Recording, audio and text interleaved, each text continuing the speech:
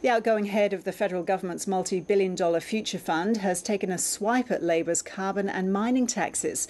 David Murray leaves the job on Monday, and he's using his platform to heap criticism on the government's policies.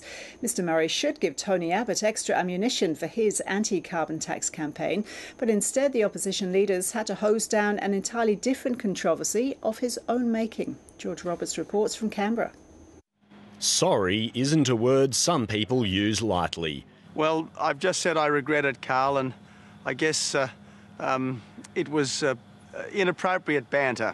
It's banter about banter that's forced Tony Abbott to wear the flak. I think someone came up to him and talked about some clothing that the Prime Minister might have had, and he agreed about clothing.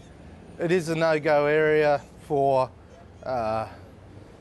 any male to talk about female clothing. The no-go area was when Mr Abbott was caught agreeing with a coalition supporter about the Prime Minister's wardrobe. Get some of those jackets off her. I know. Germaine Greer was right on that subject. Right about what? What I want her to do is get rid of those bloody jackets. They're cut too narrow in the hips. You've got a big ass, Julia. Just get on. Tony Abbott's had to backpedal from his endorsement of the feminists' remarks.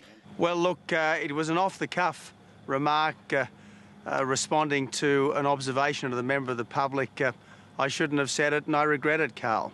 Mr Abbott's latest gaffe and retreat has taken attention away from what should otherwise have been a good day for his party. Another high-profile business figure's come out fighting on the coalition's side against the carbon and mining taxes. Until next week, David Murray controls the purse strings of the government's $73 billion sovereign wealth fund. But he doesn't like how the government's dipping into the profits of the mining industry. It was very clumsily introduced, it was very clumsily designed, and the timing at the top of the terms of trade was not a good timing. As for the carbon price, it is the worst piece of economic reform I've ever seen in my life in this country. Well, Mr Murray is a well-known opponent of the science of climate change. Mr Murray says that's irrelevant. It just won't reduce Australia's reliance on carbon-intensive energy. Not at that level of taxation and not at that price. I just reject what Mr Murray has had to say about this fundamental economic reform.